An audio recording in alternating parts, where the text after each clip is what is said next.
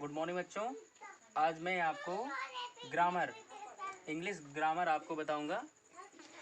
इसमें ग्रामर जैसे कि हिंदी में होता है ग्रामर, व्याकरण होता है, संस्कृत में व्याकरण होता है, ठीक उसी प्रकार से इंग्लिश में भी ग्रामर होता है, व्याकरण होता है। तो हम उसको इंग्लिश में ग्रामर के नाम से जानते हैं।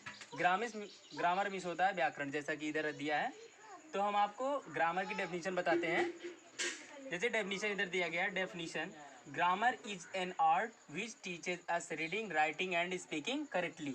तो कहने का मतलब कि ग्रामर एक कला होती है जो हमें सही सही ढंग से पढ़ना, लिखना और बोलना सिखाती है। तो ये ग्रामर हो गया। अगर हम किसी सेंटेंस को बोलते हैं, अगर जैसे you are going to school होता है, ये करेक्ट है, ये ग्रामर के अकॉर्डिंग सही है।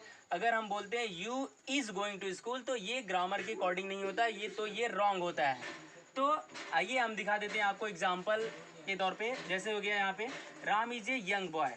राम सिंगुलर नंबर है और इसके साथ सिंपल सिंगुलर नंबर की हेल्पिंग वर्ब लगी है इज। तो Ram is a young boy, तो ये आपका सेंटेंस सही हुआ। तो यू आर पुअर, जैसा कि आप जानते हैं यू प्लूरल नंबर है, बहुवचन है, तो यू और यू प्लूरल है, तो आर भी प्लूरल नंबर है, हेल्पिंग वर्ब है। तो यू आर पुअर। फिर उसके बाद दे आर ड्रिंकिंग मिल्क, वे दूध पी रहे हैं। तो दे प्लूरल नंबर है और आर भी जो है प्लूरल हेल्पिंग वर्ब में आती है। तो दे आर ड्रिंकिंग मिल्क, ये आपका सही है। और जैसे मान लीजिए हम ऐसे लिखते हैं यू इज़ रॉन्ग, मतलब तुम गलत हो, तो ये सेंटेंस आपका गलत होता है, क्योंकि प्लूरल नंबर के साथ प्लूरल हेल्पिंग वर्ब लगती है। प्लूरल नंबर के साथ प्लूरल नंबर की हेल्पिंग वर्ब लगती है। जैसे यू के साथ आर लगता है, पास्ट टेंस है तो उसमें वर लगेगा, ठीक। तो अगर यू है तो यू ये प्रेजेंट टेंस दिखा रहा है, इज आपका प्रेजेंट टेंस दिखा रहा है, तो यू के साथ इज नहीं लगता, यू के साथ हमेशा आर का ही प्रयोग होता है। तो यू इज रॉन्ग, तो ये आपका सेंटेंस जो है ये गलत है, ये ग्रामर के अकॉर्डिंग गलत है और ये हमेशा ही गलत है। जैसे फिर हो गया दे वाज पुअर, वे गरीब थे, ठीक। तो दे के साथ हमेशा वर लगता है, न कि वाज लगता है।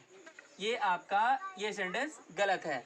तो हम जानते हैं कि Ram is a young boy, ये आपका सेंटेंस सही है, क्योंकि राम सिंगुलर है बता दिए हैं और है इज सिंगुलर हेल्पिंग वर्ब है। तो you are poor, they are drinking milk, ये आपका सेंटेंस सही है। तो ये आपका यू इज रॉन्ग गलत है और दे वाज पुअर ये भी आपका गलत है। तो हम दूसरे स्टेप पे आते हैं। ग्रामर के बाद इसकी फर्स्ट स्टेप होती है, फर्स्ट सीढ़ी होती है जानने की, लेटर। जब तक हम लेटर को नहीं जानेंगे तब तक हम कुछ नहीं कर सकते। ये लेटर मीन्स अक्षर होता है। देखिए लेटर मतलब पत्र भी होता है, लेकिन यहाँ पे क्या है, लेटर मीन्स अक्षर होता है। तो सबसे इसकी डेफिनेशन होती है, ये देयर आर 26, मैं पहले से ही इसे लिख दिया हूँ बोर्ड पे। तो there are 26 letters in English alphabet, ठीक है। तो अल्फ़ाबेट का मतलब होता है वर्णमाला, तो अंग्रेजी वर्णमाला में 26 यानी कि 26 अक्षर होते हैं। तो ये अक्षर हैं एज, जैसे कि A B C D E F G H I J K L M N O P Q R S T U V W X Y Z, ये आपके 26 लेटर हो गए। तो अब हम जानते हैं कि लेटर्स तो इतने हो गए। अब इन लेटर्स को टू पार्ट में डिवाइड किया गया, दो भागों में डिवाइड किया गया है। जैसे मैंने यहाँ पे लिख दिया पार्ट्स ऑफ लेटर, मतलब अक्षर के भाग। इन अक्षरों के कितने पार्ट होते हैं, तो इन अक्षरों के दो पार्ट होते हैं। इन अक्षरों को दो पार्ट में डिवाइड किया है, दो भागों में बांट दिया गया है। तो जैसे कि there are two parts of letter, letter के अक्षर के दो भाग होते हैं, मतलब इनको they are divided into two parts ऐसा कहना सुटेबल होगा। ये भी है कि दे आर डिवाइडेड, यहाँ पे हम लिख देते हैं कि they are divided into two parts, इनको दो भागों में बांट दिया गया है। जैसे पहला होता है स्वर, वॉवेल होता है, वॉवेल मीन्स होता है स्वर। जैसे हिंदी में अ आ ई उ ऊ ए ऐ ओ औ अंग अह ये सब आते हैं, स्वर होते हैं, ठीक उसी प्रकार से इंग्लिश में भी स्वर होता है और संस्कृत में भी ऐसे ही स्वर होते हैं। तो इसमें there are two parts of a letter, letter के दो पार्ट होते हैं। तो दे आर डिवाइडेड, यानी कि दे का मतलब letters, letter are divided into two parts, they are divided into two parts.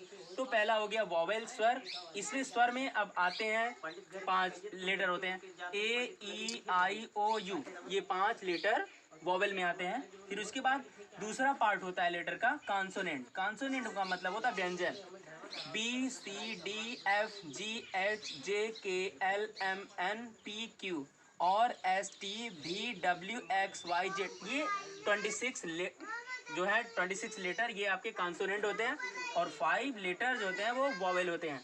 तो ये वॉवेल और कॉन्सोनेंट हमको पता चल गया। तो अब हम नेक्स्ट स्टेप चलते हैं। तो लेटर से क्या बनता है, जैसे लेटर से क्या बनता है, लेटर से जैसे वर्ड बनता है, लेटर से वर्ड बनता है। वर्ड मतलब होता है शब्द, लेटर का मतलब अक्षर और वर्ड का मतलब शब्द। तो लेटर से हम वर्ड को बनाते हैं, शब्द को बनाते हैं।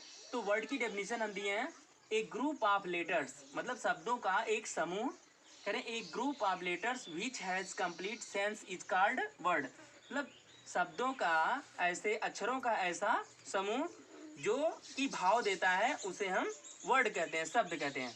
जैसे एग्जांपल है राम, देखिए यहाँ पे 3 लेटर हैं, आर ए एम, ये 3 लेटर हो गए। तो अगर हम इनको अलग अलग कर देते हैं, यहाँ कॉमा लगा देंगे, यहाँ कॉमा लगा देंगे, तो ये क्या हो जाएंगे, ये हमारे लेटर हो जाएंगे। फिर उसके बाद जैसे हो गया, और कामा हटा दिए तो ये हमारा वर्ड हो गया, राम हो गया, जौनपुर हो गया, इंडिया हो गया, अमेरिका हो गया, बुक हो गया, और रामायण हो गया, ही हो गया, यू हो गया, राकेश हो गया।